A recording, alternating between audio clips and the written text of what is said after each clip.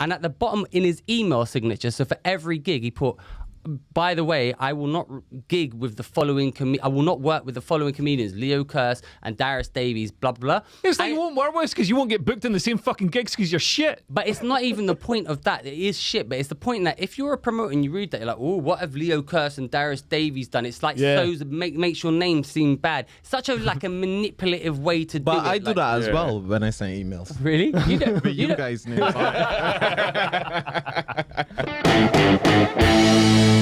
And welcome to yet another episode of the Three Speech Podcast. As ever, I am the Mad Lad, the Jihad, the Ayatollah Rock and Roller, the Persian Nightmare, Darius Davies. To my left, I'm joined by Born to Fly, the Bayesian sensation, Dipset Bird Gang, Mr. Nico YEARWOOD, and formerly Mr. Hate Speech, but now controlled opposition. It's Zippity zip zap. Zip zap. Remember, get vaxxed. Leo Be good in school and get boosted, kids. Leo KEARSE, and very special guest, we have the most maligned man to ever do comedy. The only one who's been prosecuted for telling a fucking joke and has a criminal record, so he's the most fucking hardcore out of all of us comedians. We're joined by none other than YouTube sensation, Count Dankula. I'm not doing any of that Scatman stuff. You do the Scatman stuff. You do. Welcome, Dankula. How are you? I'm all right, man. Warm, hot. This is not good weather for a Scottish man to come to London in the hottest time in the whole wide world. Leo's accustomed to it, though. I'm ethnically English. I'm pretty Mediterranean compared to like a lot of Scottish people. Like, look at my olive skin. Yeah, that is olive skin. That's right. So listen, usually what we've started doing is we've started each episode with a gash bomb, right? Right. So we have a gash bomb here. You will not take a gash bomb because you claim that you fear any stimulants, right? I don't like stimulants, no. Look, all this contains is some sort of crystal meth and pineapple flavorings. It's absolutely... I just saw a foreign language on a bag of white powder. They're trying to get me to take it, so no. Yeah, we got these in Indonesia, and the guy in the bar said that he sent them off, or they sent them off for like testing, because they got like all the ingredients and stuff are listed on it, and they said that's not what's in it. It's got all the stuff that's in the... you know those the other stuff in Thailand and Indonesia. It's got like all kinds of dodgy stuff that's not allowed in Europe. That was EU law. That was a good speech. So is this technically a crime? Well, then? Is it illegal? You telling us the things that are in this without telling us? Yeah. Yeah. What? This is the most autistic conversation ever. Anyway, it's gone autistic. Yeah, Darius, why are you wearing sunglasses? And Well, also, hold on before why are you wearing your mum's sunglasses? Yeah, why you look like Salt Bae?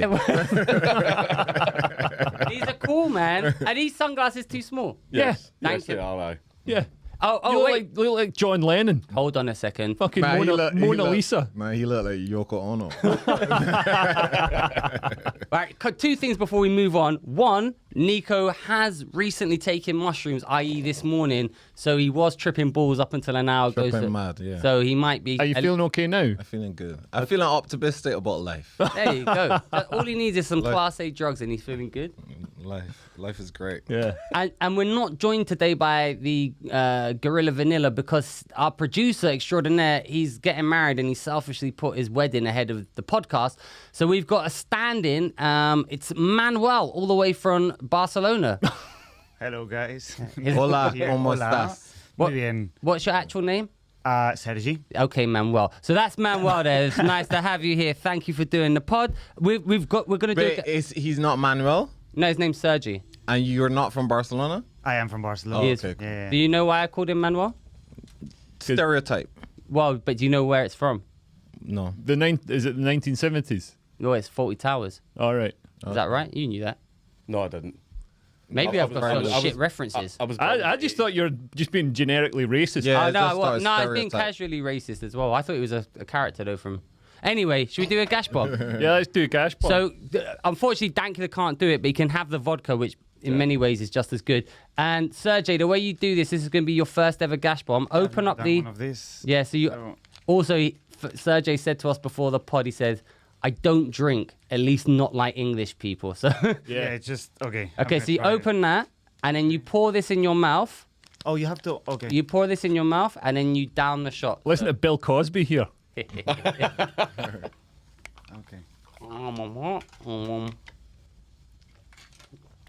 Ah. That vodka's disgusting. That's absolute. How much vodka did you give me, man? I don't know. Fucking hell, give me Oh, that. did you get drunk yesterday? Yeah, so we recorded a pod yesterday. We did it, me, Nico, and Mooch. You okay? Oh, Sergey's dying. No. Is he actually spit in the bin? Did you spit that in the bin? Don't waste a gash. Don't waste the gash bomb, Sergey. I'm so happy I didn't do it now. Anyway, okay, so right, That that's really wakes you up. that's everything taken care of. Wow. The ceremonies. Thank you for doing. You're down here for the roast of Count Dankula. Yeah. So, for those of you who might not know who Count Dankula is, do you want to give us a little bit of a potted history of who you are and why they should know you, why you're kind of infamous? Professional internet racist. That's the term that I'm using. It's a I'm- bit Do you closer feel to the mic. Do you feel threatened by Darius coming up as a new internet racist? No, I'm much better than him. I'm great. Plus, I'm white, so it hits harder, you know. But, no, it was Scotland's first ever, state-appointed Nazi white supremacist. It was everybody knows about it now. I believe it's, I don't know, but some of them The might. people in Barbados don't know. So listen, people in Barbados, we got a large listenership in Barbados. That's right. Yeah. Well, I taught my girlfriend's pug to Nazi salute for a joke, and then I taught it to react excitedly whenever I said "gas the Jews." Yeah. And turns out Jews don't like that. So ended up I get arrested by the police. I get taken through a 2-year trial where I was ultimately found guilty and fined £800. I refused to pay the £800 and the cops just stole it out my bank account instead. Right. And then I did a whole appeals process, which was a complete farce, an absolute joke. It was rigged for the start. And that's it over now. Like, the appeals process is over. I've got a criminal record. I mean, I already had a criminal record, but... What was your an criminal record? additional criminal record. Fighting. Fighting. Just fighting me. I grew up in Coatbridge. Man, it was just fighting. I think that's what it says on the record as well, just fighting. Like several times. So 800 is what they took? Yeah, £800 they took out my account, which is a lot of money for Scottish people. Yeah. Oh, Man, that's yeah. that's several months worth of job seekers allowance. Yeah, exactly. It's not a lot of money for you, though. Shut up. And did you have to pay all your lawyers then? Because that must have been expensive, Well, right? this was the thing that was really annoying. Is back when the trial started, I was like poor as shit because I'd like lost all my jobs. Like, because basically when you're in the paper, like loads of places kind of go, we don't really want you working here, and everyone. So I get fired for everywhere. And you were getting doxxed as well. People were finding out where you worked, like B&Q Cricklewood, and contacting and like getting it, And- getting you. They were like contacting my employers and getting them to fire me and everything. There was only one employer that held back, and it was a security boss because I used to do private security, and he used to like wind them up on the phone and laugh at them, and then he got arrested for tax evasion. Company kind of went south, so I lost that job, but for different reasons, at least this time. But ended up like what was I talking about? That's went in my head already. Your lawyer. I'm a lawyer, yeah. but You were basically, poor. I tried to apply for legal aid because I was poor as fuck. But what had happened is my girlfriend at the time, so not my wife, girlfriend, had just received an inheritance. But there are people in her family who would just piss inheritances up the wall. So basically, they were all given their inheritance with the caveat that this must be used for a deposit on a house. Right. Which is fair. That's a completely fair thing to Yeah. do. But what happened was legal aid saw that money in her account. So she was just my girlfriend. I have no legal right to that money, and went, because your girlfriend has that money, we're not giving you legal aid. You have to use that money to pay your legal But fees. how does that work? And if that's you're not that's not married? even your wife. That's Like, not my wife, but here's where it gets Did you funnier live as well. together? We lived together. What if you broke up? I had no legal right to that money whatsoever. Yeah. But what makes it funnier is then we get a letter from the police basically saying, oh, she has to testify against you as a witness. So basically I was told, you are close enough where she has to pay all of your legal fees, but we're also deciding that you're not close enough where we can ask her to testify against you. Wait a minute. Why was she going to testify against you? She didn't. I don't know why the cops were asking her. I mean, she's a good woman. There's a reason she's my wife now. Oh, I So thought you said basically- that was your girlfriend at the time. At the time, she was Oh, my okay, girlfriend. now Then we she- get married. Got But it. if we were married, the courts aren't allowed to ask a wife to testify against her husband and all that. But because she was just my girlfriend, they didn't really ask. They forced her. They basically says, if you don't, then. But what you'll be were they arrested. going to say? What were they wanting her to say? I don't know. I think they were hoping she was going to be in a bad mood that day and go up and goes, he does this, he hits me, like all this crap and everything. But she just sort of sat in the dock like, and didn't answer any questions, and the prosecutor got furious at her and called her stupid, which made her cry, which I was really? furious about that. Right, I was angry about Did that count against him in the trial? I guess not. No, in he's the a final verdict. prosecutor. Nah, Right, yeah. nah, But the prosecutor, judge could have yeah. been like, well, that's a bit of a cunty thing to do. Well, there was a couple of points where the judge did actually call the prosecutor out. Like, one of the things that he done, which was the shittiest thing, and the judge, to be fair to him, got really angry about this, was halfway through the trial, so we're about a year into the trial. Okay, it's a year. It takes that long. 2 years, it took twice as long as Nuremberg. Jesus. I like ended up halfway through the trial. The prosecutor tried to upgrade my charge. The original charge was Section 127 of the Communications Act 2003, posting a grossly offensive message on social media. Okay. But he, halfway through the trial, tried to upgrade my charge. It was something like racially aggravated harassment or something like that, where instead of my maximum sentence being 1 year, it'd have been 5 years. But he tried to do it halfway through the trial. Oh, shit. And the judge did turn around and go, "Are you fucking serious? Like, Yeah. now, halfway through, you're deciding to change the charge that the trial's about?" And the judge went, "No, you're not doing that."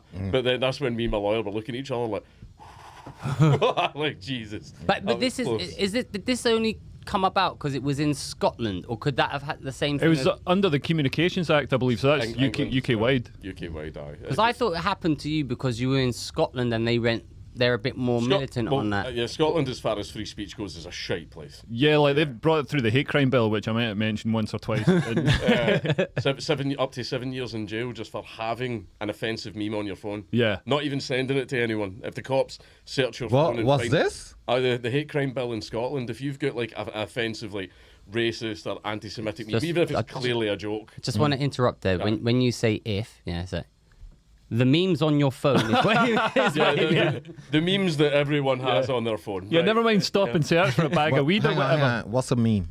Like a picture, I you know. know. Come on, Leo. They asked that. But yeah, they're gonna have in Scotland, at Glasgow at the train station. They're gonna have like stop and search. They'll like be Yeah. profiling people who look like they've got funny memes in their WhatsApp groups. It's like the little fat kid going, "Have you got any games in your phone?" The cops. So if they did they see that on your phone and they can Oh, beat you? that was a thing. See when I was first arrested, basically they brought in Scottish cybercrime intelligence. So Scottish intelligence got brought in to go through all my computers, my phones, blah blah blah, and everything. Yeah, for all of this stuff, because they were trying to find any material or any links whatsoever to like far right groups, and they found none. Obviously, like he sat there like the guy in the dock, and the guy, to be completely fair to him, this is like an intelligence agent for Scottish intelligence, right? This is the type of guy that catches paedophiles and terrorists and all that, and he was sitting in the dock the whole time like, "This is a waste of my fucking time." He was like, I catch terrorists, I catch global paedophile rings, and he's like, "Why am I here?" And he got asked to define for the court what the phrases meme and dank meme meant. The thing that annoyed me the most is he got it wrong. I did. Oh, man, but I can't talk. But I was sitting looking at him like, that's not what it is and all that. But the thing was, like, we were in the toilet, we walked by, and he didn't make eye contact with me, and I knew why, because he went through my computer. I know what he's seen. Obviously none of it illegal, otherwise I'd be facing very different charges. But I know what he's seen, man, which makes it funnier. If you want to annoy your FBI agent that's spying on you, download tons of weird shit, because they have to watch all of it. So, but you were making YouTube videos before this. You're a YouTuber now. That's your Yeah. that's your bread and butter, right? my job now, right. So before this all happened, were you a YouTuber, like, or you were?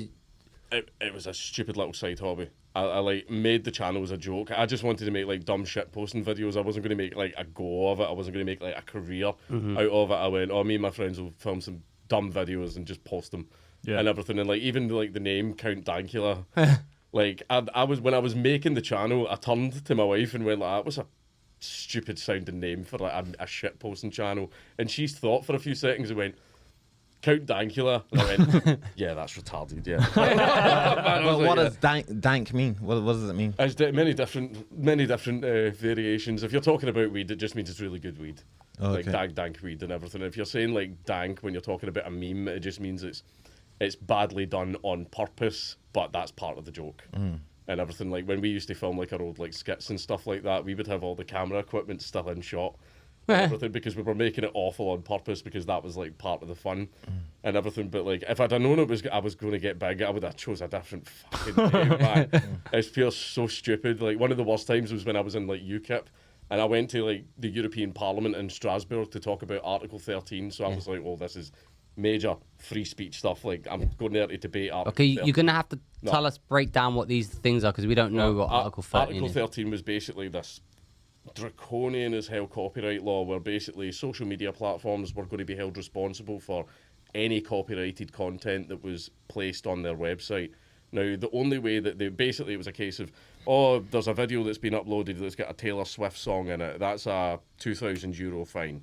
Now, with YouTube and other, like YouTube, for example, every minute, 400 hours of footage gets uploaded to YouTube. Every minute. There's not enough people on Earth to go through all of that. So what they would have to do is adopt algorithms to automatically detect it. And the problem is with algorithms, there's so many false positives because AIs and algorithms, they can't recognize satire, parody, jokes, and everything, or tone. So if you like when we have a video playing and you know we get flagged copyright stuff because we've used a clip of a video or And because we use their copyrighted material. Yeah, we steal it. We steal it. But it's basically the only way that places would be able to obey Article 13 is basically have a great filter over the internet, this all-seeing algorithm that examines all the content before you're allowed to put it on there. And basically there would be so many false positives that half of people couldn't post anything unless it was the most mundane crap. And also whoever controlled the algorithm would control history, would control the truth, reality. Exactly. And we all know that the algorithm would have a little bit of a bias towards a certain political persuasion. Because it already does. I mean, if you look at Twitter and that, like Trump got kicked off for saying, "Oh, have a nice picnic" or whatever the fuck, and like Al Qaeda are like literally burning people in cages and still fucking they're getting adverts for McCain's oven chips on their stuff on Twitter. Yeah. So wait, you mentioned you were in UKIP. Yeah. So okay, so It's a laugh, man. Oh yeah, how come you ended up in UKIP? isn't that the most racist of all? I did expect a little bit of that. The whole story of it is we were sort of going, what actual political stuff can we do to secure freedom of speech in the UK? What party actually gives a shit, right? So we looked at all the big main ones like SNP, hate free speech, Labour, hate free speech, Tories, hate free speech. All of them are trying to get laws passed. Kemi Baid do not, well, hopefully lead the Tories in a good direction with free speech. I don't care about the Tories anymore. I don't care about government anymore, man. I've been reading far too much Hopper. So when I came, I was just going to interrupt. When I went up to see you, because I did some videos with you, right? Yeah. I went into your studio and you had a litany of illegal literature. Yeah. That I was. You're allowed to mention. Yeah, it's in your back. I can talk about it. I've done a video on them going, I have this book. It's illegal to have this book. Yeah. So you got like the what is it? The Anarchist Handbook. The Anarchist Cookbook. Yeah, the Anarchist Handbook's a different one. That's Michael Malice, I believe, has made that one. Oh, yeah. But the Anarchist Handbook is basically just discussing the ethics and the ideology of anarchism or private property anarchism. But I've got the Anarchist Cookbook, which teaches you how to make bombs. Yeah. And how to make napalm and all this type of stuff. Where having the book itself. Hold on a sec. Maybe you could be a bit louder, Nico. Yeah, Nico, what are you doing? Are you enough to give to the rest? You wrapping your Christmas presents? Like what the fuck? Like people listening to this on and they think, what the fuck is that? Sorry. So Right. He Anarchist. just wants to eat his burrito, man. Thank you, thanks. But with the Anarchist Cookbook, though, if you get caught with that, I thought you go down for longer or something. Owning the book itself is not a crime. But if you are ever arrested for anything that's like politically linked or like terrorism linked, that's 3-4 years on your sentence. Right, yeah. Like, Because there's away. teenage boys that are getting like long sentences. Yeah. Man, there's a group of teenagers, and they were like good kids, and they were in a WhatsApp group, and they discussed because one of their friends got killed or stabbed or something in London, and they all went down because they in the WhatsApp group they're just venting off. They're like, oh, we're gonna go and like these guys are fucking ridiculous. We should go and fuck them up. And they got sent down for years because it was seen as like planning the crime, which is ridiculous. Another famous one was this wasn't Britain, this was in America, and this happened in RuneScape, of all places, which for anyone that doesn't know is an old web-based game from way back in the day. Yeah, it was seen as if lots of people spent like 18 hours a day on this game and it was just sad. Right, but basically there was a guy that was playing RuneScape and he get killed, and whenever you get killed you lose all your items and everything, so he was furious about that. So he said something in chat like, I'm so angry I'm going to shoot up a school. and someone in the chat reported him to the police. The police came and raided his house, and they found a downloaded copy of the Anarchist Cookbook. 5 years. Shit. Jesus. 5 years he got in prison, and then when he came out, he smoked weed and done a piss test, and then he got another 2 years. What? Josh Palault. You His get name's Josh Palault. 2 years for smoking weed. That's fucked up, man. Oh yeah, because in America, I mean, I was seeing a last, and her brother got done. He was living in America, and he got done for the 3 strikes and you're out. And his third offence, they found codeine in his system. And like here, codeine, you get it over the counter in Boots, like Cocodamol. That's got codeine in it. And over there, it's a restricted. It's an opiate or whatever. I mean, it's great. It's great fun. But yeah, he Codeine got lean rappers. yeah, he got done for it because it was the third offence. He got jail time for it. Bloody hell. Yeah, it was a. Well, I know of the 3 strike law. Sometimes the third sentence is a life sentence. Yeah. I think they've overturned some of them because there was one guy that did 2 serious offences, and they were like, "You're on your 3rd strike now. It's a life sentence if you do anything else." And I think 7 years later, after behaving, he stole some like VHS tapes. Yeah. And Motherfucker, send then him he- down. Send him down, man. Give him the chair. life sentence he got. Although I believe a lot of those people, one guy got done as well because he stole a cookie. Yeah. There was a cookie on a shelf in a supermarket, and he ate it. Right. And then like left the shop without paying for it, and he ended up getting a life sentence. Although I think a lot of them got overturned, but this was after they spent like 12 years in jail over a cookie and some videotapes. Imagine if the cookie wasn't even that nice. Like Yeah. how I pissed know. you'd be. I know if I'm Didn't doing even 12 taste years, nice. that better be a fucking nice cookie, man.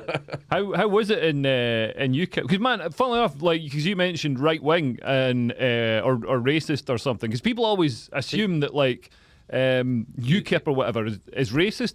And from my experience, like no one knows people working those people, they're not racist, and they actually go to really like put a lot of effort and go to great lengths to ensure that anybody racist is kept away from the party because they don't want to be tarnished. Even like Tommy Robinson's done that in Europe, like Pim Fortuyn, they go to great lengths to make sure, because anything that's like vaguely on the right is going to attract the sort of right wing nut job. So you've got to like make sure you keep them at a distance. Like this and podcast. There was a still, lot of housekeeping. There was I seen people who were like recent members that joined that turned up to an event and said some stuff, and then basically like the higher ups were going, get rid of them. Get them out the party, and everything. And it was kind of like I've never seen housekeeping like this. And one of the things that I love as well is when I get all like the wee lefties online and everything going like that. You were in UKIP, blah, blah, blah. And I went like that. I don't know. We weren't the ones getting investigated for anti-Semitism all the time. That never happened to us. It happened to you an awful lot, though, didn't it? No, man, Israel likes us. So what were you in? So you were in UKIP, but what were you in? You were like an MP, or what were you? I was an MP. But it was like, MEP. They've been funny though. But no, it ended up like after all, we checked the big 3 who did not care about freedom of speech at all. The other ones were the Lib Dems, but nobody cares about the Lib Dems. But ended up, it was UKIP were the only ones that even mentioned it in their manifesto, and we played with the idea for a while of like making a go of it instead. and when you say we, is that you and Carl? Me and Sargo and I. Right, So yeah. we were sort of like, do we want to like sit in our chairs and bitch about it on the internet, or do we actually want to try and like actually do something instead of just being the guy at home shouting at footballers and everything like that? Do we want to get on the pitch? So we decided, like, let's get on the pitch, and we did it with UKIP, and ended up when we went in, I did admit I believed a lot of the stuff that was in the papers, and we were like, oh, we're gonna hear some shit. We're gonna hear some shit when we join this party. Didn't hear any racism at all. No, Man, that's gutting. Didn't hear it, and that's why I was just a wee bit like, oh, okay. I did hear some funny stuff though, where a lot of the guys are old Tories from like way back in the day, like the British Empire days. It's so funny seeing a guy in his 70s pure going, Indian people are British.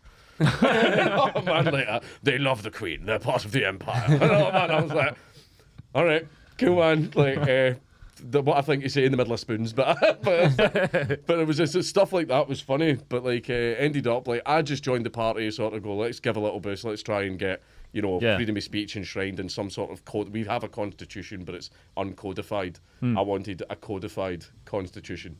I know that's what we thought. That's something that we could start pushing towards and everything. But then I got approached by Gerard Batten, who went, "Do you want to run for MEP?" And I went, "That'll be a fucking laugh, aye, lads. Go for it. That'll wind hundreds of people up." And like the campaign trail with me and Sargo, and it was a fucking shit show.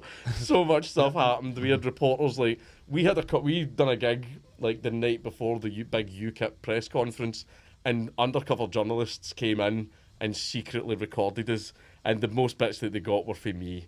And because I'm sitting there like, rape jokes and like, everything, and then the next day, they confronted me with like my jokes, and I was like, I know, I told them just last night, and I was like, just last night I told these jokes and everything, and the woman was like, how do you feel about saying such horrible things? And I was at the UKIP press conference, there's the BBC, Sky News, and everything, and I just said to her, I don't care, I do not care, and then she pure like mouthed at me like, it wasn't funny, and I just went, I don't care, like I do not care, and I was like, you came to a comedy night with offensive comedians and then bitched that the jokes were offensive. I did go, cheers for buying the fucking tickets, though. Like, I had money in my pocket. That's pretty good. But yeah, I was hungover as fuck at the UKIP thing, and I kept having to go backstage to be sick. So see if you watch it, you can actually see me going like and walking off stage because I kept having to be sick. So they put you forward as did you get paid for that? Or is this all for... I didn't get paid at all. I just did it off my own back. And then it was half. I want freedom of speech to actually get some type of protection in Parliament, but also people are so fucking angry. This is so fun. Yeah. And I decided to go along with it based on that. And then the party fucking imploded. And everyone blames me and Sargon for that. And it was actually nothing to do with us. You ever seen that Aaron Paul gif of Breaking Bad where he's like drinking the water and looking around the table? That was me and Sargon in the whole situation. Yeah. It was Farage left, and then there was like rivalries in the party that went back like 20 years and everything that were like rearing their head. Me and Sargon actually had nothing to do with it. Basically, a power vacuum came and all the higher ups started fighting, and everyone started fracturing into wee groups, and we just dipped. UKIP doesn't exist anymore. They still exist. They just don't have anywhere near the clout that they did. The thing is, if you're a single issue party and you succeed on that single issue, which was, you know, the UK leaving Europe, I mean, it sort of makes the party slightly redundant. Yeah. It's done. Yeah. Yeah. So in that respect, they're kind of the, you know. Would you say your campaign to become MEP was better than Leo's campaign to become... Why don't you go fuck yourself, Darren? I was Leo's campaign manager. Oh, yeah, yeah. I wonder why it wasn't a slick, well-oiled machine. And at one point, I put like, so the SNP did some sort of policy. Oh, that's quite a good policy. And Leo went, you're my fucking campaign manager, you moron. I went, oh, that's a terrible policy.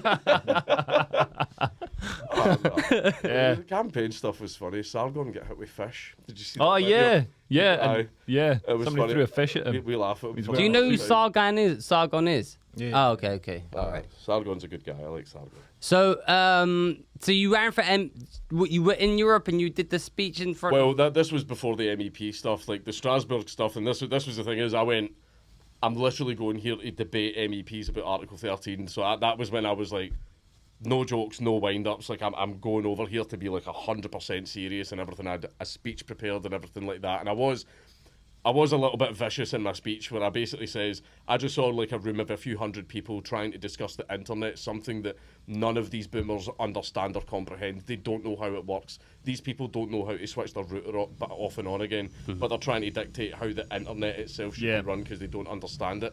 And so I was dead vicious in my speech, but the problem was, as I got introduced on stage, where they went, and now to talk about Article 13, Count Dankula. Don't introduce me as my fucking online name. Because I did see all the reporters in the room going, fucking who? Imagine if they did that with Darius. And now to talk about Article 13, the bad lad of global jihad. Mad lad of jihad, the Persian nightmare. Ayatollah of rock and roll. Coming in like a wrestler with a theme song playing. Darius is going to be a wrestler. Yeah. He saw a gap in the market for the first 8.5 stone wrestler. No, I didn't. I saw a gap in the market for the first trans wrestler, actually. Before it was cool to be trans, I was doing it first. So how was your... listen, actually, so while we're here, give us... What do you do on YouTube now? What is it jokes? Is it... What sort of stuff is it? I do like sort of, essentially it's documentaries. I've got a series called Absolute Mad Lads where I talk about just insane people from history.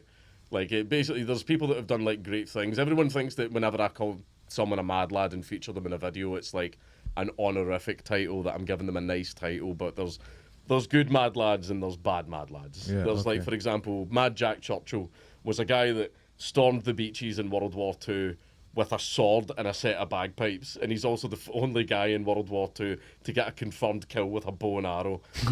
That's funny, right? That's hilarious, right? And the guy was a complete chad throughout his entire life.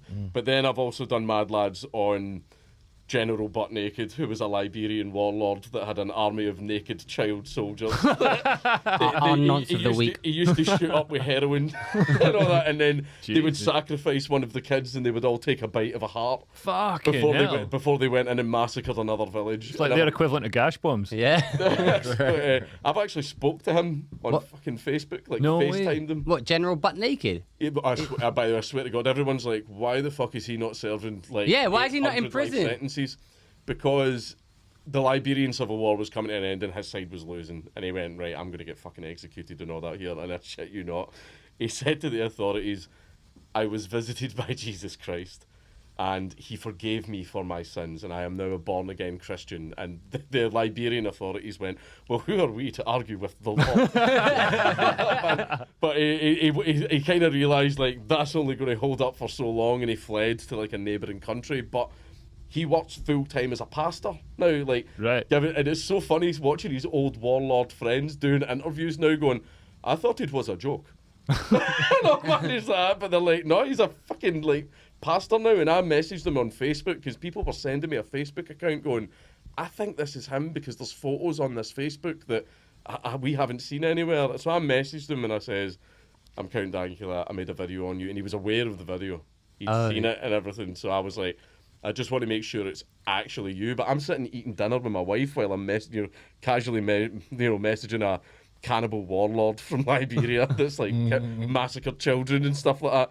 And he starts like FaceTiming me, like calling me, video phone. I was like that to my wife, like, he's fucking phoning me on Facebook. And so it's like that, like my wife's going, don't answer it. and I was like, he's not going to get me through the phone. Like, I'll be fine. Like Temple of Doom. Yeah, exactly. But I answered it and fucking, and his face propped up, and it was him. Right, yeah. And it was his face, and he just goes, do you believe me now? And I was like, yes, hello, Mr. Butt Naked. But then if he goes, my name is Joshua. You do not call me that anymore. Again, if you're going to be a pastor, you can't be called Mr. Butt Naked anymore. Yeah, exactly. So how many like killings he done or massacres and shit? Hundreds. He's orchestrated like several like village massacres. Like it was always be like naked children. He would basically massacre a village, but he would spare the boys and basically give them an AK and go, you fight with us now, and everything. And then they would go and find another village and do the same thing all over again. Jesus. Yeah, it was Liberian Civil War was a very, very awful time in the country's history.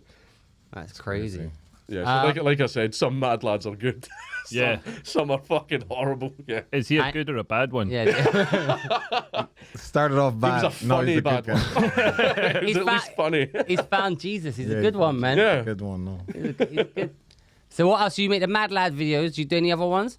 You do gaming videos and stuff, right? I used to. I don't really do those anymore because that's fucking pissing in the ocean now, man. Everybody does fucking gaming. Why did people watch gaming videos? I never understood. You're literally watching somebody play a video game instead of playing it yourself. The new one's VTubers. Have you seen VTubers? No. Right. This is people wear things on their face and on their body, so it's like digital capture software. So it's someone sitting there essentially wearing a motion capture suit. Right. But on the screen, like see how the streamer's usually in the bottom corner on webcam. Instead, it's a cute like anime like character, like cartoon character. Like a Twitter fucking avatar come to life. But it moves around, and whenever they talk, because they've got the motion capture stuff in their face, it moves the face, it moves the mouth, and it's VTubers. And it's just like, they're massive right now, and they're blowing up everywhere. And I'm like, why the VTuber thing? Why that? But when I'm looking at it and I hear a girl with like a cute voice behind the character, and why is she using the character? I'm like, she's fat. Yeah. Like I know that everyone's like, oh, and everyone like loves the character and pure thinks that she's dead cute and they send her money and everything, and I'm like, I know you're a monster behind that fucking thing, man. You are an ugly woman. People send money. People send money to girls. Like I'm in a couple of Telegram groups following the Ukrainian war. And the guys, one of the guys running it, he's talking about how he sends all them. He wants us to. I've sent him money a couple of times because it's interesting stuff. But he then gets the money we've sent. He sends it to this like cam girl or something. What? Just somebody like dresses up in fucking like Japanese stuff and. To talking about sending money, because we didn't do this. If you have signed up to the Patreon, thank you so much. If you haven't, sign up now. We've got some wicked tiers. You're gonna wear dresses. Yeah. You need to wear cute little dresses. Well, though, I'll wear man. fucking cute dresses if Yeah, you you give us need to wear money. the maid outfit. That's my favourite. I'm just letting you know. The only thing I want to say is if you are in the Patreon and you signed up to the £20 tier and we said we would give you a shout out, let me know if you want me to use your real name on the podcast or how you want us to do it, and we'll give you that shout out. Anyway, back to the episode. What are we talking about? Again? Men in Oh yeah, dresses. man! One of the things I saw recently that cracked me up was so you know the Roe versus Wade thing when like the Supreme Court overruled this decision and like made abortion like basically Illegal. made abortion illegal again in America. You pretend you change your avatar Oh, to that like a was Supreme so Court funny. judge, but you're Justice Dankula. Aye. So like, I mean, it wouldn't take a lot of googling to find out that you're not actually a Supreme Court justice. And you were winding people up. You were saying to people like, you know, our next ruling is going to be on the itty bitty titty committee. And all this sort of stuff. I declared them a terrorist organisation. Actually, yeah, it was. The thing that I don't understand is like everyone was screaming about Roe versus Wade. Yeah. And it's the Supreme Court. We are not American. But even we know that there is no Justice Dankula. No one by that name exists. And people were actually showing me the Google Trends, and it was showing a big spike in searches where I'm like, holy shit, people had to check. People had to actually check that I wasn't on the Supreme Court. I think I changed my bio to something like SCOTUS, but I wrote Supreme Court of the Uterus Squad. I wrote bullshit ender baby defender, like Trump 2024, and everyone was fucking I was getting death threats for fucking days. Even after the joke was over and I changed my account back, I was even messaging people back going, "Hiya, darling, it's over now." Like, you know, a few days late, like, I've retired a bit. Like, And and when they they- were still sending me death threats after that. What were they saying when you were going back like that? So were they still getting furious at you? Oh, there were still people, even now, there are some people that obviously check their Twitter every 2 weeks or something like that. I still get the occasional one. I'm like, the joke's dead now, right? But it's the fact I was like, what was it? It was under a Biden tweet, because I've done this before. I've LARPed as a few different characters before. One of them was I LARPed as a Taliban general. This was during the America pullout and everything, and I had so many American conservatives fucking raging and all that, and I kept posting like pictures of myself photoshopped as a Taliban insurgent with all the military hardware that was left behind and everyone. But like then I decided to do the Supreme Court one as well, and all I did was under a Biden tweet where Biden was bitching about Roe v. Wade, and I wrote under it something like, what was it? We were very careful in our decision, Mr. President. You know, something like a SCOTUS would tweet out, and boom, fucking inbox flooded, death threats and everything. And people were going, "We have your address. We know where in America you live." And I went, well, In funny America. that. And there was one guy I had as well that was sending me death threats, and he's like, "I'll find what state you live in." And then he stopped replying, and I'm like, he obviously Googled, man. I wonder what he found out. Man, but then some people were like, even after the death threats, they ended up afterwards going, "Okay, that was quite funny." Man, how you like made fun of us and all that, but it was like I was just making people pissed off. Yeah. And all that, and like people were going like, "What would you do if you like got a woman pregnant?" And I was like, "I have 9 children to 4 different women," and like all that shit, and just saying horrendous fucking stuff. And like even see when people went on my profile and saw like the horrendous replies that I was giving people should have went, right, this is a bit like that's someone's pretending to be a Scottish judge.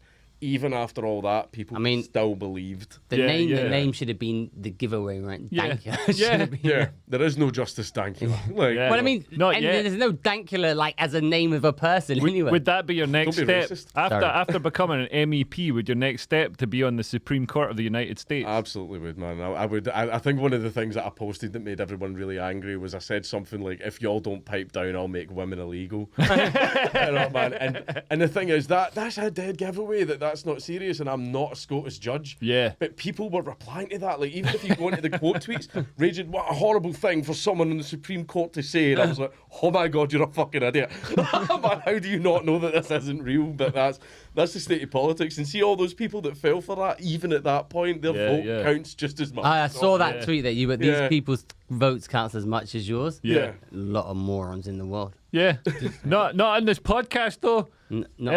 Everyone reaches a threshold. Should we do Nonce of the Week? Who's a nonce of the week? Well, we've got General Butt Naked, but we've also got Tim Westwood. And we've also got the Telford groomers. What's a Telford groomers? Man, do you not... we're doing a topical podcast. You not open a fucking newspaper.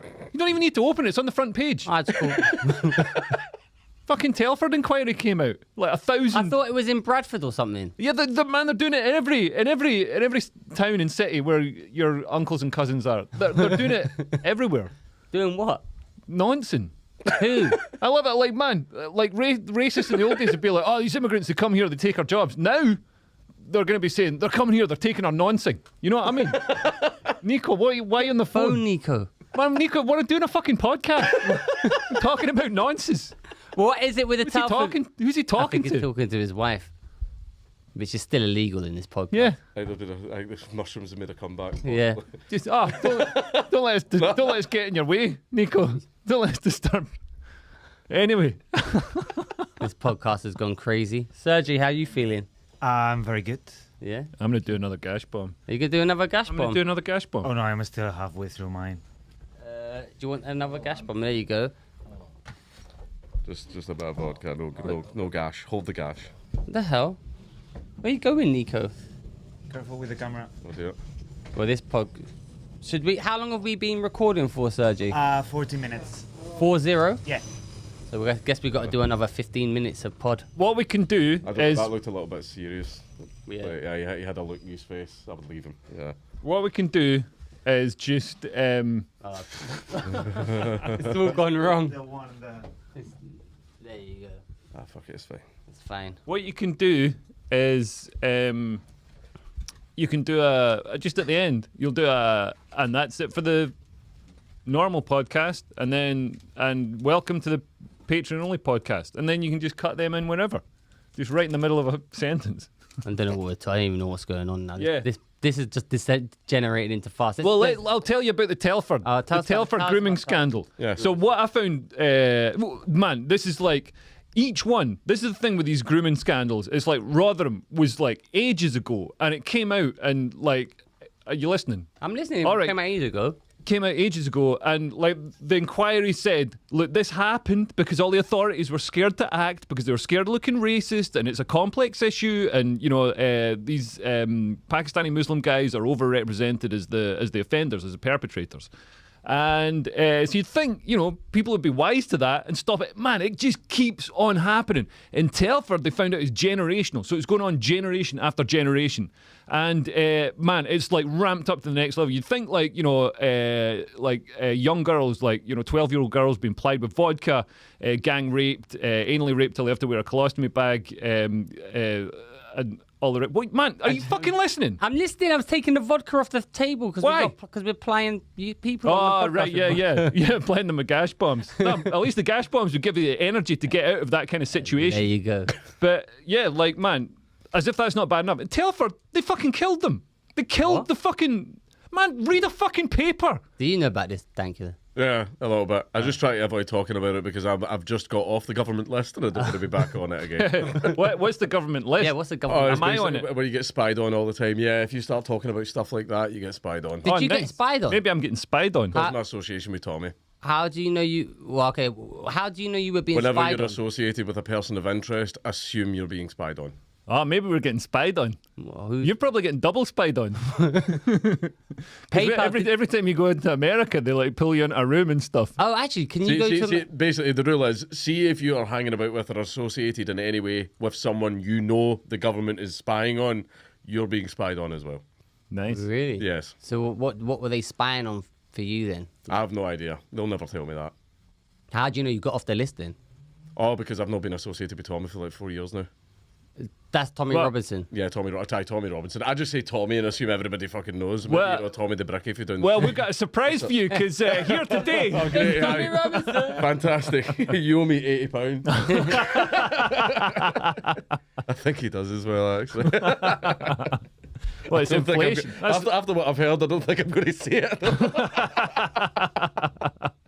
What happened? Who's it? Oh, and it's Nick Griffin is the other one, but he's disappeared as well. Oh, after his appearance on Question Time. Yeah, man, Nick Griffin. Oh. I don't think the right wing always send us their best people. You know what I mean? Nick Griffin is just, if you're going to try and be the master race, at least look like you could be in a master race. You look like one that fucking melted on the factory floor. You know what I mean? and It's his just eyes. fucking- Like, whenever you're running in politics and stuff like that, and anyone comes up to you and goes, "Did the Holocaust happen?" You turn around and you go, "Yes, it absolutely did, and it was absolutely terrible." You don't pull a Nick Griffin and go, "Well, no." Like, it's like, give one of those answers. Wow. But, So you are now no longer on the government list. at least I don't believe so. Leo, do you reckon you're on a government list? I just assume everyone spies on everyone. Anyone involved in politics, I just assume they're definitely being spied on. I mean, you know what happens. It happens all the time in America. It happens all the time over here. But you can go to America though now. I can go to America, yeah. When I was there, I did get stopped because obviously the criminal record flagged up and everything. They asked me about it. So they asked you that. Did they take you into a little room? I get taken into a little room with like the guys in the vests and the bulletproof vests and all that shit. But when I told them, they didn't believe me. Really? They were sort of like, shut up. And I even said to them, I went, Google it. Like, Google it and have a look and everything. And then they were, the fact that I was arrested for that, this is America, right? So they're like shocked and everything. They went, that happens over there? And I went, yeah, it's fucking awful country. And I went, but because these guys were clearly, I mean, they work in border patrol, so they're right wing. Oh, man, so they were like patriotic guys and everything. I went, you have a great country here. And they were like, man, you've got the Constitution and all that. And they were like, yeah, fuck yeah, we do. Fucking welcome to America. So yeah, I managed to make them laugh and have a joke about it, and they let me in. And are you traveling on an ESTA or are you traveling on a visa waiver or what? It was an ESTA, but this is the thing is everyone always goes like that. Oh, you were working. I wasn't working. I didn't get paid for shit. But how did they know then that if you went for on the ESTA, how did they know to stop you? Oh, it flags up. If you criminal records when you're coming into America, it Well, flags this is what happens to you because Darius got a criminal. Man, you're not going to believe how Darius got a criminal record. It's the only person. Only person who got. He was picking fucking magic mushrooms in So I've got a Wales. criminal record. For And then the magic. police. That's class A though. That's the problem. That's Yeah, the the police. problem. Yeah. The police came. So instead of chucking them on the ground, I did chuck them on the fucking ground, and the police. But I was on a hill in Wales picking up magic mushrooms, and for no reason, someone grasped like what, like oh look at those people just silently minding their own business, picking shit up off the floor. The police came in. What are you doing? And I went nothing. But I was with a friend who. And anyway, long story short, they arrested us, but I couldn't be fucked to wait it out. So I was like, just give me a caution, right? So I got a caution. Technically, I wasn't actually arrested. Will you follow us? As I couldn't even. Caution still stays in your record. Yeah, that's the problem. I couldn't flee. I couldn't like run away because the car was on the top of the hill. So Oh, right. They could just. They've run away. We'll just wait for this only car on this hill for the person to come back, right? also you're shit at running. No, I was good at running at the time. All right. But I am shit at running. Anyway, so long story short, I got this caution from the police, and now then I was living in New York, so I had to declare it on a visa waiver. Yeah. So when I go through, they stop. But I went into America before on an ESTA, and I don't think that your criminal record flags up. No, it flagged up with me. I got stopped. I think that flagged up because of who you are, not because of your criminal record. Possibly. Possibly they wouldn't be because maybe. how they don't have access to every single person's UK criminal record or Peruvian criminal record or something. Oh no, you'd be surprised. There's a thing. What's it called? Is it called the Six Eyes? I forget what it's called, but it's basically the big intelligence agreement that all the countries have. So, for example, it's illegal for Britain to spy on its own citizens. It's not illegal for America to spy on us. So basically, there's a bit of an agreement where Britain goes, all right, we'll spy on your citizens if you spy on our citizens, and then we share the information. Is it illegal it's a for? loophole. Is it illegal for? Because I used to work in criminal intelligence, and we used to spy on like our own citizens because that's where all the crime. If you think a crime is being committed, then it's easy. Oh, for you to but get just a not warrant to for- do that. yeah. But if it's like Just for it's, fun. it's not a crime to be right wing, so we can't get a warrant. It kind of is. Though. It kind of is a crime is to be now. right wing. Yeah, it's and that's the mad thing with like Tommy Robinson, man. Like all right, you know, well, I don't really know much about him apart from like he did a lot of. Work on grooming gangs and stuff, which I think, regardless of his personal style or, what he says, that's an issue that a lot of people were ignoring, and it needs somebody to go in there and all right, he did some things like everybody's like, oh my god, he stood on the pavement and he revealed the identities and jeopardized the trial. It's like, yeah, all right, that's bad, but look what the fucking people in the trial were doing. You know what I mean? And they went after Tommy for I think he eventually got arrested for like some sort of irregularity in his mortgage application, and they managed to nail him. They went through. They done the thing where they went through everyone, even members of his family. I think there was like a second cousin of his that got caught on tax evasion because basically all the intelligence services just went woomph like on Tommy's family. Yeah. But the thing is, right, regardless of what anyone thinks of Tommy, right, and everyone thinks he's an awful person, and some people think he's, the god of the working man and all that type of stuff. But the message he was putting across was important. Yeah. Like, it was, right? You know, grooming gangs, like, I don't... Oh, but it's Tommy Robinson. Okay, whatever you think of him... Children are being raped. That's a bit of a fucking problem. And killed Like, and burnt to death in house fires along with their family by the people who raped them. And it's, man, that's quite a bad crime, I'd have thought. And like, man, if they put the same effort into like going after the grooming gangs, or even if they just went after the grooming gangs instead of like going after like other people. Listen, in my opinion, like offensive tweets online where that bothers me on a more day-to-day basis when I have to read the SWAT team. Yeah, when I read a mean tweet, I'm like, send the fucking feds in there. Yeah. I mean, I don't know any of those kids. Fine. I think half of the reason they do go after people who've done, you know, naughty tweets or whatever is that it's a lot easier to, you know, it's a lot easier to gather the evidence. It's a lot easier to like go and like doorstep the person. You know, they're not going to be if you go after like some smackhead who's like breaking into houses or something. He's going to try and stab you with a needle. He's going to go down fighting. Yeah, man, you go after like some guy who like works in B&Q at Cricklewood. Fat legal agent. I posted. Okay. I know I posted the N-word on Discord. All right, okay. He's coming out the house and I get down on the ground. The SWAT team for the dangerous criminal. He's got Pringle crumbs in his shirt. It's coming out like that, man. He's got his Teenage Mutant Ninja Turtle shirt. We got it. This is the kingpin. But it's also because it's performative. The police can say, look, basically the whole everything right now is all online, generated by a very small minority that they want to appease, and it just goes wrong every single time, which is why Disney are fucking flopping, Netflix is flopping, Marvel's now just going down. Everything's going downhill because they're trying to appeal to these. No, this is the thing is that I've noticed, and I'm noticing a parallel for this. I did a video a while back talking about the Hays Code, which was the old rule set of Hollywood, like back. This is like for the 30s onwards, and this was things like no mixed race relations are to be shown at all on screen. Couples. Is this a real thing? This was a real thing. It's called the Hays Code, and this was to basically like keep. Definitely not being applied to adverts in 2022. No, it's definitely not. No, but it's not one single same colour. They flipped it. They flipped it now. All couples must. By the way, and that falls into it as well, because basically the Hays Code was meant to preserve the moral fabric of society. Like if you showed a bad guy, see how you have some films where the bad guy wins in the end, and that's just part of the story. Back then, you were not allowed to do that. Is this named after someone, or this is like an official code? William Hays. So it is a thing. He was the guy that was like he didn't make the rules. He was the guy in charge of the agency that enforced the rules. Where basically you get essentially kicked out of Hollywood and no support if you broke these rules, right? And what happened was it was like, oh, this is to preserve the moral fibre and fabric of society, so everyone has good religious values. All that ended up happening was everybody fucking hated the films. Everybody hated them. Everyone was sick of being preached to what this moral message is. This is the way you should be. This is the way you should live your life. And everyone started watching foreign films which didn't have to obey by the Hays Code, so they became so much more popular. And then the fucking 60s and 70s happened, didn't it, right? So society shifted anyway. Now you're seeing the same thing where it's sort of, okay, here's a show with a trans, black, lesbian, transformer, fucking whatever, like bullshit, right? And it's in every single show. It's being forced on your net. Anti-racism, blah, blah, blah. And this is again to preserve the moral fabric of society. And now you're getting the big shift. The new Hays Code would be ESG, government, environmental, social, and whatever the other one is, governmental. Probably.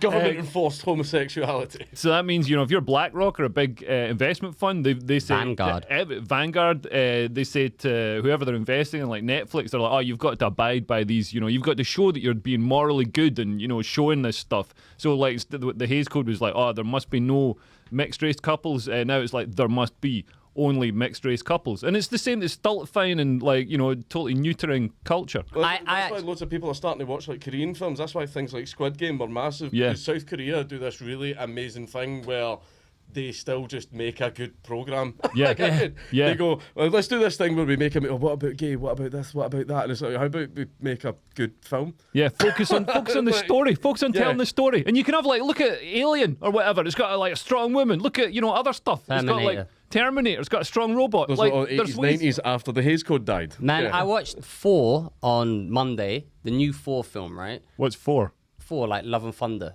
Thor from the. Thor. Oh, Thor, Right. Thor. That's a hell of an accent, man. Thor.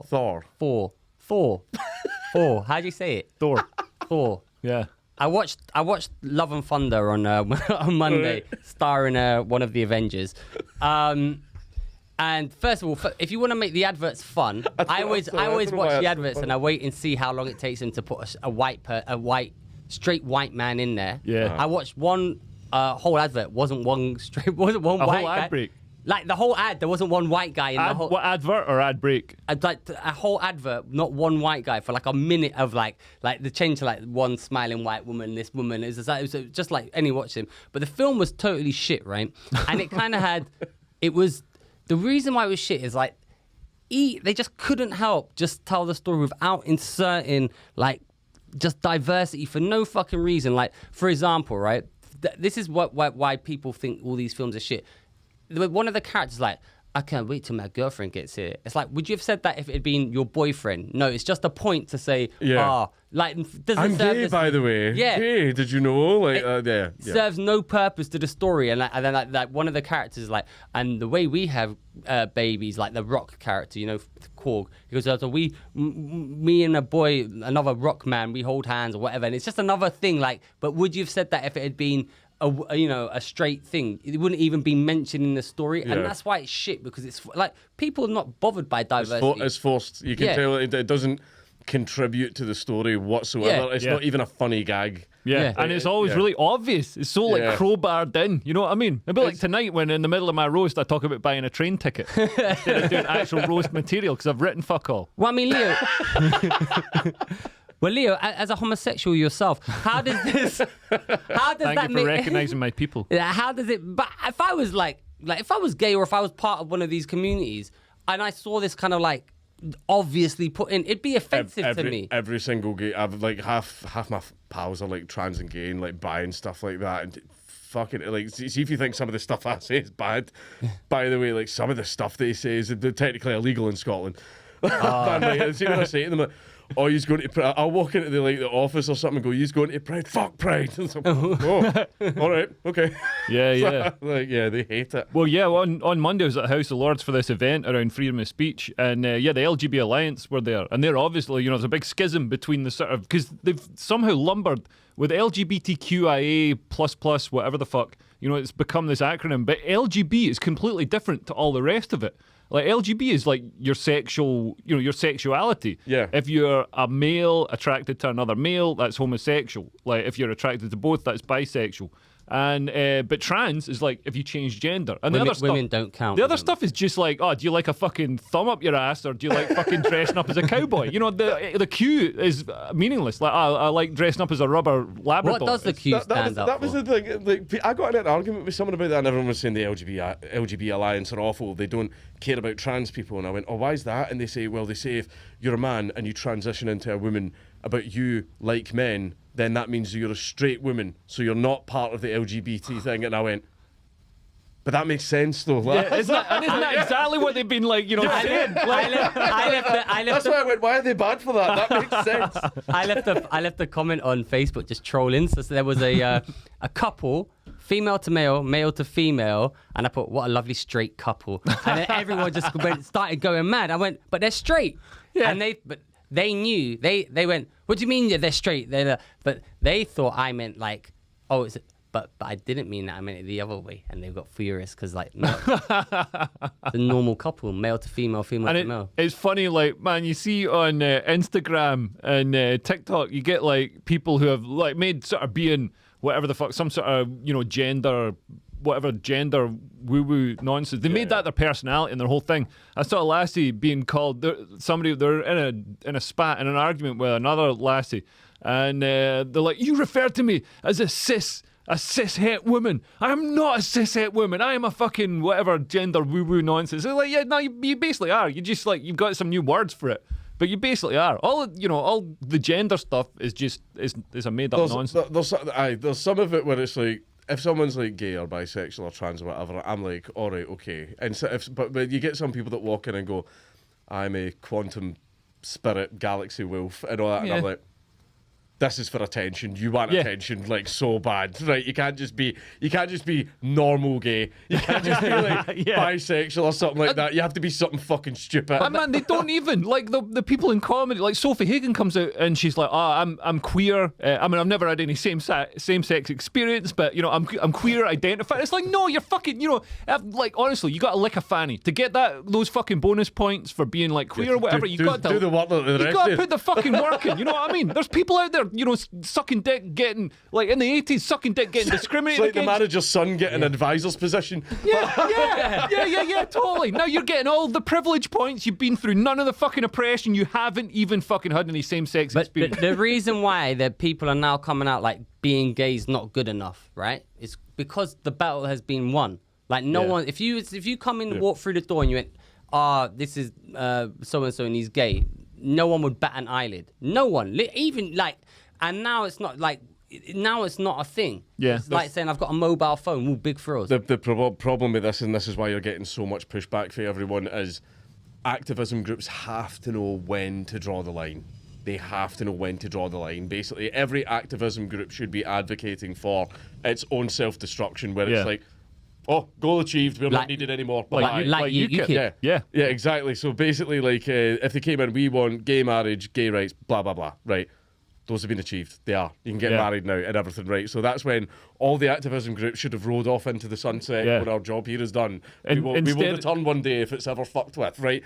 But then we got to the point from gay marriage of, why is there a drag queen waving their dick in my 5-year-old's face? And that's when. And the problem is, like, gay marriage and everyone was fine with that. Everyone was like, right, that's cool. Now you're getting children at drag shows, and now you're getting the point where everyone's starting to push back, going, this is now too far. The activist groups obviously went, oh, but my salary. And they went, let's find a new problem. Let's find something else now. And that's why. But the problem is, now that people are pushing back, like, I don't think this is what worries me. I think people are now going to see when it gets to the gay actual rights, like gays having the exact same rights as everyone else, no more, no less, and marriage rights. I think it's going to go further now. I think it's. Well, it's like the abortion issue has now been pushed back because in America, obviously they had Roe versus Wade, but then if you look, there was a senator or a congresswoman or someone in Virginia, and she was literally saying, we think not just abortion up until the very instant that they legalized maybe even infanticide. That's and in any That's not. I mean, it was the Dobbs ruling. So basically, they were trying. So I think in Mississippi or something, they had it so you can only have an abortion up to 15 weeks, which is a pretty reasonable amount. I think in Ireland it's 12 weeks. 15 weeks is a pretty, like, when you get to like 24 weeks, the baby's viable outside the womb. So 15 weeks is a good sort of, a sensible cut-off point. No, everybody knows they're pregnant by 15 weeks, unless you're a proper fat munt or who fucks around a lot. You know what I mean? But like, so that was sensible. But they pushed it too hard. They were like, no, we need to have it beyond 15 weeks. If they just left it, like 5 minutes before birth. Yeah, if they just left it, they wouldn't have fucked themselves like this. But these left-wing activists who wanted, but this one from Virginia, she actually said. Yeah, but that wasn't related to the Roe versus Wade thing. But the point is, when you've got someone fucking in the government saying, we want it to be, you can give birth and leave the baby to die if it comes out alive, infanticide, i.e. you don't help it for a week and we won't prosecute. No prosecution for neglect. Basically after an abortion after the fucking baby's been born. Actually, can you see I'll find the video and I'll send him the link. Then people see that, it gets shared around, then they're going to fucking push extra hard. There will be pushback against that, because that's horrendous. I'll admit, I'm a libertarian, I love Rothbard and all that as well. What's that? Tell us. Rothbard he's a libertarian theorist. He's seen as the father of modern libertarianism.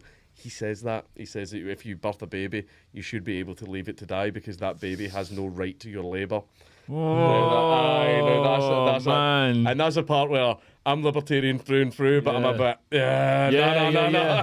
not that part. Definitely not. I'm a libertarian and an atheist, and like every day I see what's happening in society, and I'm like, man, maybe the Bible's got a point. You know what I mean? Maybe there's Hitler fellow. I might be mistaken. It might even be. It might be actually like basically kill the baby, not just. I'm gonna check, but yeah.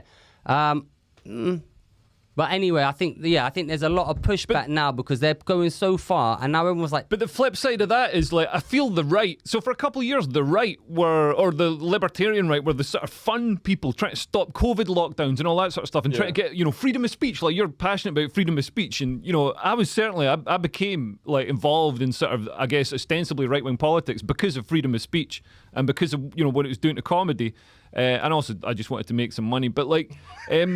But now, after that, all of a sudden the right are turning around and be like, we're going to ban abortions now. And like, which is basically, it's basically putting a tax on pussy. It's basically stopping pussy. The 90s right is coming back. That's my problem. Like, see the 90s left? Yeah. I love the 90s left. I want the 90s left to come back. Yeah. Your George Carlins and all that. Like, when we were left wing. Yeah, exactly. Like, see if this was the 90s, we would all be left wing. Yeah. We would all be liberals, right? Yeah. But now the 90s right is making a comeback.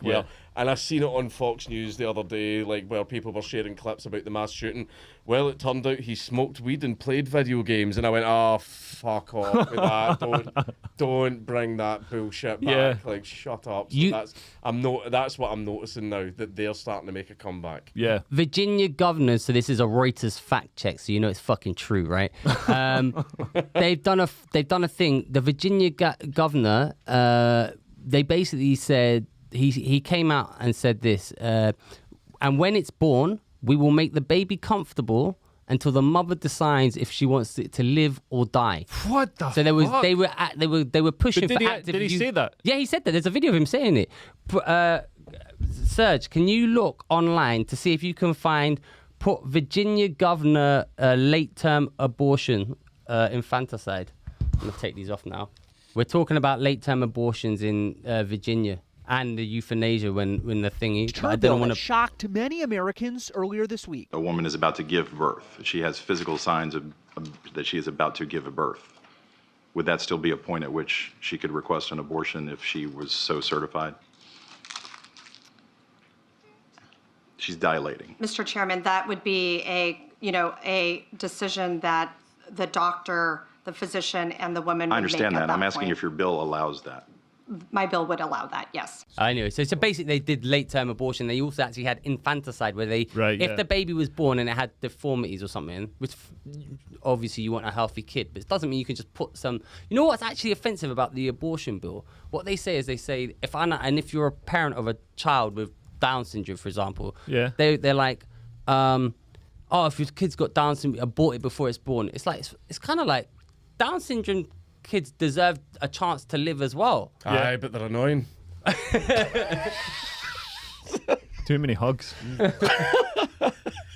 Well, I'm not saying send them to Telford and you got 2 problems sorted. That's not what I'm saying. Apparently, I think even they would be like, ugh.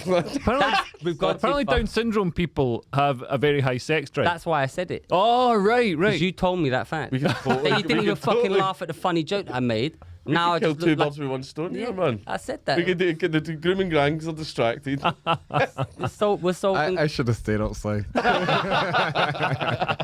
maybe this could be a Patreon only episode. We'll decide whether to release this. No, nothing that has been said in this podcast is. But also, some Down syndrome people are high functioning. Like I met one who was some sort of Olympic swimmer, obviously in the Paralympics. Yeah. But yeah, and she was like, talked to her, she was fine.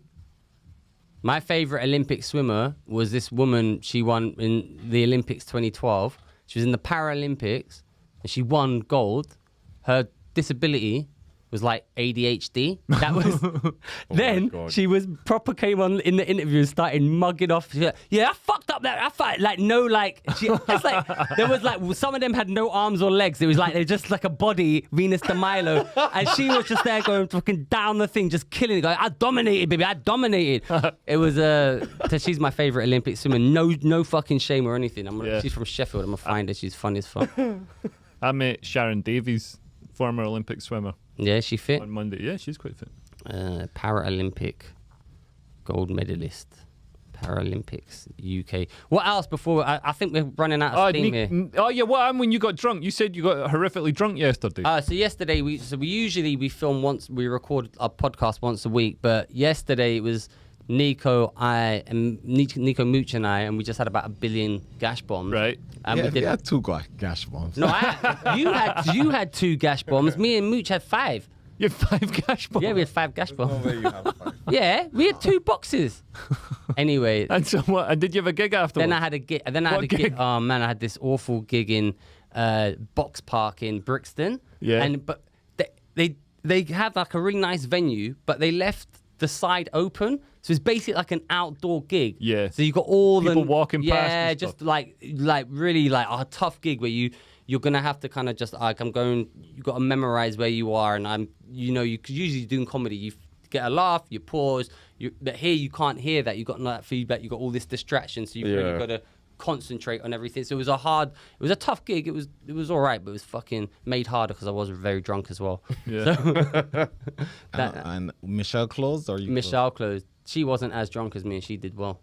Right. Maybe I was just really drunk. Oh man, I went to because my wife is having a baby, so we've got antenatal classes, and went along and walked in. There's a guy who listens to the podcast. Yeah? Yeah. He's like, oh my god, you're my favourite comedian. Wow. And, yeah, He didn't say And that. He did. He said that. And he didn't add this, but I think he meant out of all of us especially. No. I am. He sent me a message. He says I'm the best. Yeah, maybe he didn't say that, but he did. He listens to the podcast. So yeah, shout out to Ned. Ned, if you're listening, His watching. name's Ned. His name's Ned. Don't get many Neds in UK in 2020. Oh, there's lots in Scotland. Yeah. Are they? Oh. But I don't think you'd name your kid Ned in No. Scotland unless you're mental. Is this an NCT class? What's NCT? I don't know. There's something that me and the wife went to NCT that they teach you about birthing and Yeah. all that water births Yeah. and all that kind of stuff. Yeah, and all the man, it's interesting, all the stuff, because so many people went in. They're like, I'm just gonna have the epidural, and like they're gonna take it out. But if you have the epidural, there's more chance because you can't feel, you got no sensation, so you can tear your. That's the biggest waste of money ever. What is? You're a nonsense. new dad. NCT You didn't class. get any of these Why? classes. It's No, the I biggest got waste. none of these classes. I Neither thought I'm not the one giving birth, so. No, but they weren't on because it was in lockdown. Is what I'm saying. Oh no, she wanted to go. I just wasn't interested. Well, even now, the NHS is still not doing them. They're doing antenatal classes online, like so teaching them on, and it's like, man, But that's it's rubbish. a big You've got to be waste in a of room. money, though. I regret going to those NCT classes. Why? It's just tell you that's loads a of scam, stuff. mate. No, they tell you No, loads at of stuff. the end of the day, what's gonna happen?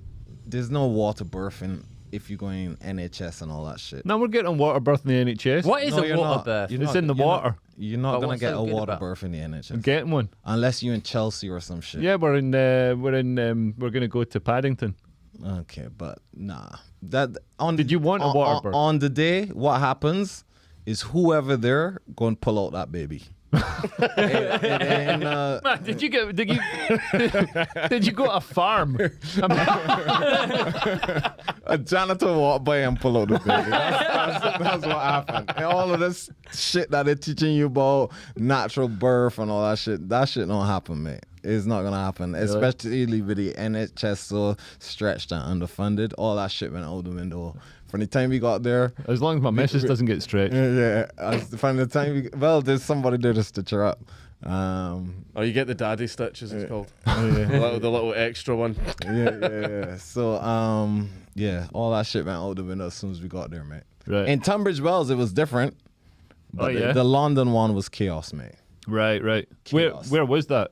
Brixton. That's racist. No, you used to live in Brixton. Oh, didn't that's you? not Yeah, I racist. used to live in Brixton, but I can't remember where the London one was. But Tunbridge Wells was nice and proper, but London was just chaos, man. Right.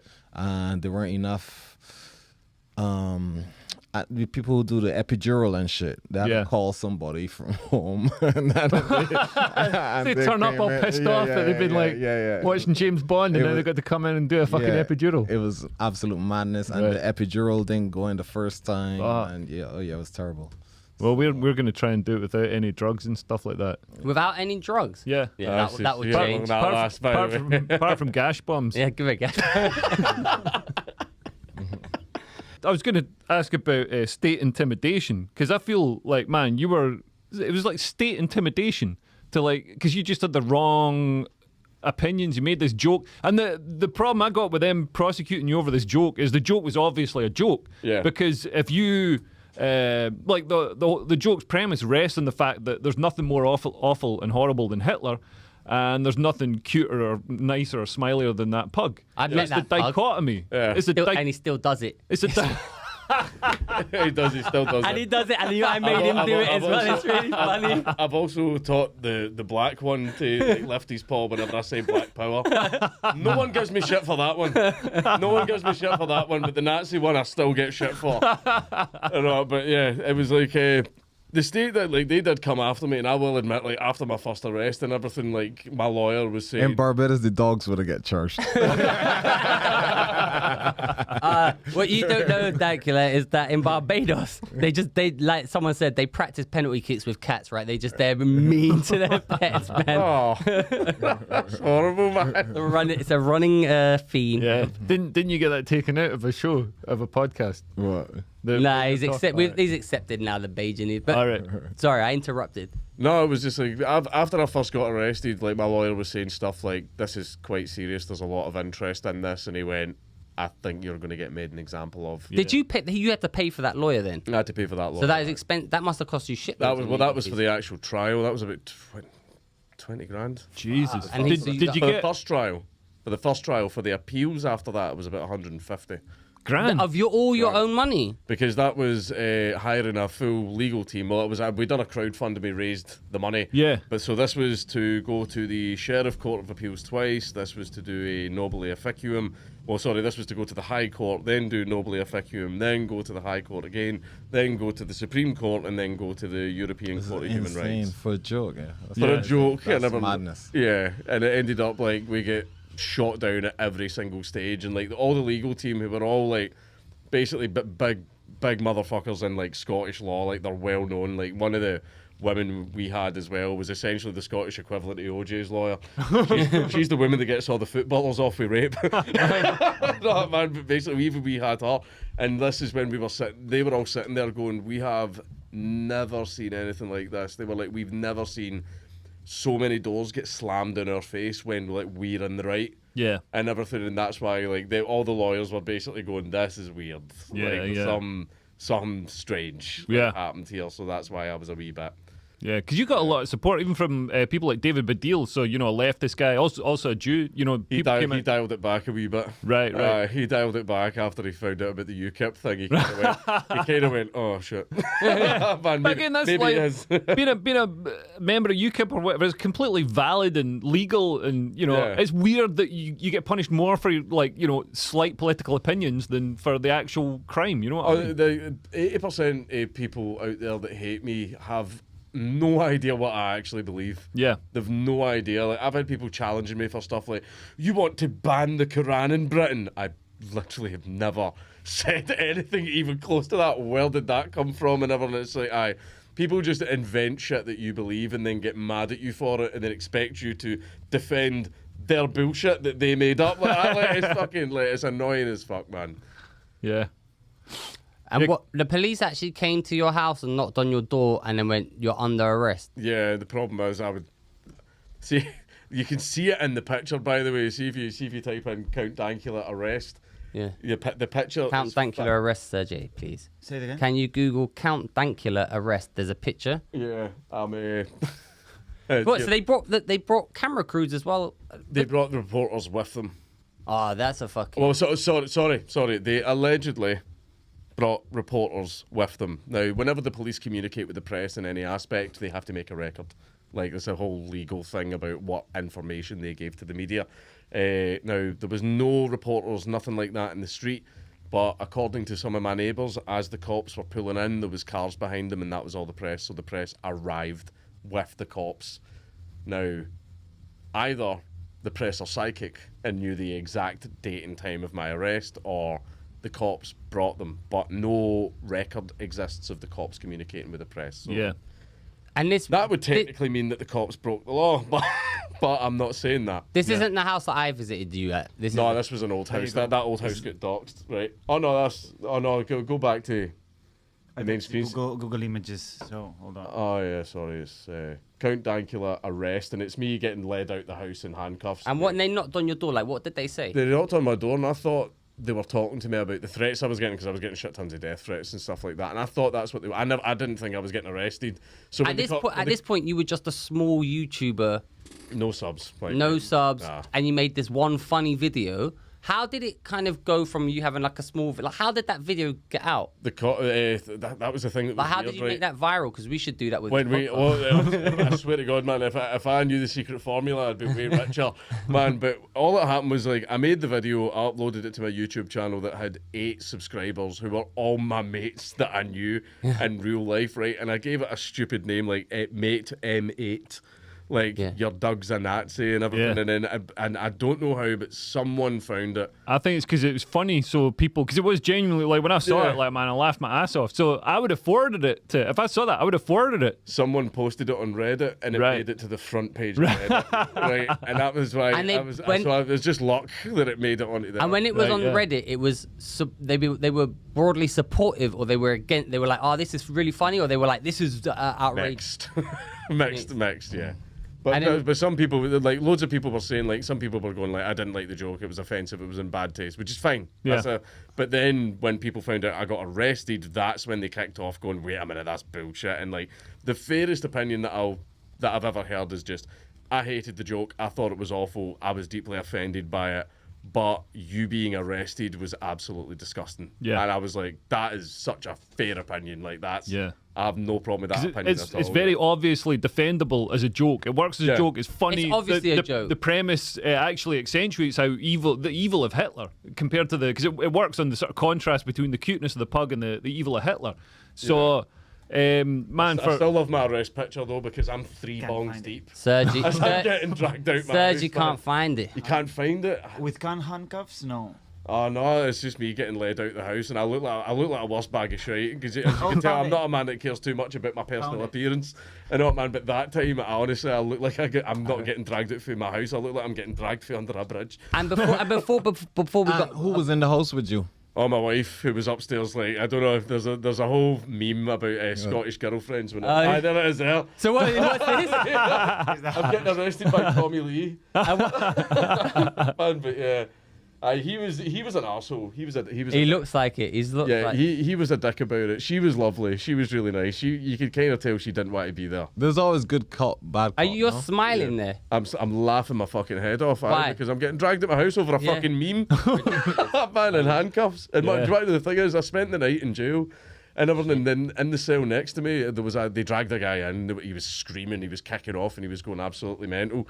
And like he was screaming all night, and I'm sitting banging on the wall, going, "This is like 3 a.m." I'm going, "Shut the fuck up and try to fucking sleep." And then the next day, when we're getting led out to the van, there was like the custodian who takes care of the prisoners, and he was lovely. He was really nice, and I was talking to him, going, "Who was that fucking fruit basket you put in the cell next to me last night, man?" And Napier went, "Oh, he murdered his pal."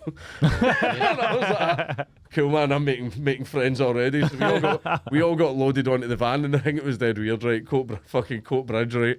As I'm getting led onto the van so that we can all get chained down and taken off to the courthouse, I see one of my pals. I was like, "Oh fuck, how you doing?" And I'm not going to say his name, right? But basically, he opened somebody up with a meat cleaver. Right. And all that, and he was sitting there going, "Oh, but I didn't know. He fucking done it. He done it." Like, I know he done it. He's one of those pals where you only get to see him for a couple of months at a time, because then he's away straight back in. I think he gets 6 years for that. I know, man. He fucking done it. He was sitting there going, "Oh, but I didn't know. And I'm like, Yeah. You fucking did, man. I know. I know for a fact you did. But yeah, man, that's sort of state intimidation, sending people, because they do that even when they know they're going to lose, like with Marion Miller. Like so she was a gender critical feminist who posted tweeted a picture of a suffragette ribbon, and somebody said, because it sort of looks like a noose, it doesn't, it just looks like a ribbon that's tied in a bow. That was They said, man, it was ridiculous. I saw that. And the police went round, arrested her. She's got like 2 young kids, like in front of her kids and stuff, so they're terrified. They're autistic as well, so you know they were terrified. They make good dragged away. podcasts. And I was speaking to a journalist who went along to the court, and like, you know, she was flanked with these fucking, they got the biggest fucking heaviest police officers from the whole of Scotland just to sort of intimidate her like stormtroopers, you know what I mean? And this whole thing, like, with Marion Miller, she's like, the charges obviously weren't going to stick. But, like, I mean, and it's amazing. It was like, to make them shite themselves. It's basically. to make them shite themselves. This is what the same with me with my jokes, the same with like Marion Miller, the same with like other people, like the police officer that was posting memes in a private chat with his friends that someone for the group grassed him in for. Yeah. That's the chilling effect. The chilling effect is a very real thing, but it's one that the cops and government want to. What is the instill. chilling effect? It basically is a case of it makes people too scared to do something or this subject, you know. Telford, grooming gangs, all the trans madness stuff and everything like that. These are off limits. You do not question these. If you do, here's what will happen. Yeah. Look what happened to, you know, these, like, Marion Miller. And it's basically like taking people out into the town square and executing them for thievery. It's like what you're trying to do. You're trying to make everyone terrified to steal. Like a soft version of like the Gulag Archipelago, when, you know, they do the arrests of anybody who's like a political dissident or even like suspected of, you know, just, it was fucking ridiculous. People get arrested over, you know, the most minor things or misunderstandings, or just somebody doesn't like someone, so they grass them up, and then the jackbooted stormtroopers come round, kick them down, you know, turn the house upside down, so it affects the whole family, affects everybody's watching, everybody knows that this can happen. So it's state intimidation. Yeah. It's mental. All right, but listen, before you go, one thing we have to touch on is that you were in a documentary on the BBC Three about this. You were ostensibly the bad guy in the documentary, right? That's what they wanted you to see, and you were pitted opposite some left-wing luminary. Steve McLean. Steve McLean. Mr. Clean. And James Ross. Yeah. What? Fuck me, have those pricks made fucking 20 quid out of comedy in their whole fucking life? It was James Ross, the quantum leopard guy. Yeah, what a twat. He refused to approach me and speak to me for that thing, right? And the thing that blew my mind, and I made a response video to the documentary, and the thing I actually raged is it takes a lot to make me genuinely angry, right? But the documentary was about the Nazi pug video, right? And it was about, like, is it a joke? Should he been arrested? Blah, blah, blah. Let's start a conversation. He's in it going, he's a Nazi, he's all right, he's blah, blah, blah, he's this, he's that, and everything. And then the BBC go, have you seen the video? And he goes, no, I haven't seen it. And I was like, you're in a documentary about the video, right? Being asked questions about the video that you've not seen. And everything, and that listen, fucking made me angry, man. Leo and I have a story about James Ross, right? So we run a show called Hate and Live in Edinburgh. Basically, it is 4 comedians. Audience suggests topics for you to hate on, right? So, like, tell us why you hate Ambrosia Custard, and you got to do a bit on it. He was begging and begging, please, can I do your show, please? Like, begging us to do it. And obviously, he took one look at him and thought, no, you're obviously drizzling shit. Yeah. Eventually, we said, fuck it, you can do the show, right?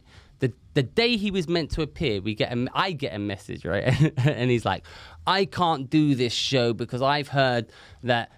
my flyers were at your show, and it's you do rape jokes and all this sort of stuff. And listen, we record everything, right? Absolutely record. There were no rape jokes. Yeah? And then Leo checked the footage, and yeah, we did. It was actually me saying, I hope you get raped on the way home. But I did. But it's to a man and a woman. Yeah, so it's equal opportunity. It was equal because they left it. They were leaving the anyway. But anyway, like James Ross, he sort of got in this thing, like he messages Darius being like, I'm not doing your show because it's it's offensive, and you're promoting sexism and all this sort of stuff. And then, like, Darius just like, I'll go fuck yourself, you fucking stupid cunt. So then James Ross adds me to the chat. He's like, I'm going to bring Leo in because he's more sensible. And I was just like, go fuck yourself, you stinky fucking circus skills, fucking baggy trousers, stinky fucking Victorian sideshow fucking cunt. You fucking go and fucking find a bar of soap, you fucking prick. But here's the thing. For us, after that, it was over, right? Yeah. This is how he's such a sly, manipulative cunt, right? So we never thought they were like, all right, we mugged him off. He's not doing a show. Done, right? We don't care anymore. Okay. Couple years later, a comedian says, oh, what's happened with James Ross? And we were like, what?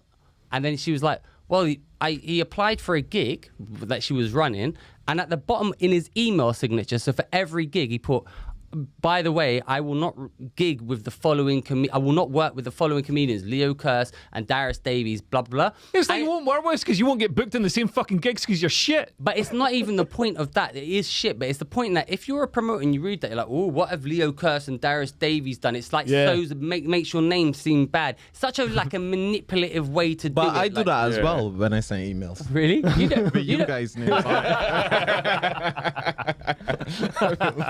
Yeah, and I put your names in red as well.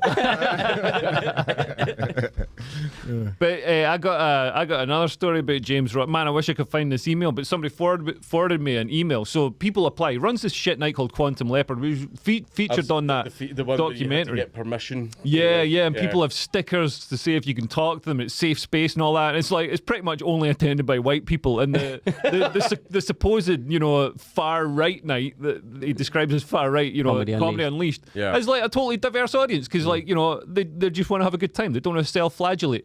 But anyway, so he runs this shit night, Quantum Leopard. You get paid a $5 to perform, which actually the way the comedy industry is going, that's not looking too bad. But £5, so it's not like you're not even getting a fucking Tesco meal deal out of this fucking thing.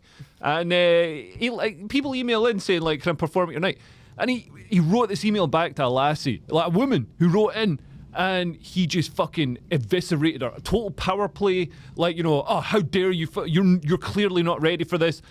Criticising. He watched her video and criticised it. Man, all you got to do is say, sorry, you're not ready yet or whatever. Or just ignore the email. Or just ignore it. Instead of this big fucking hard-on power play.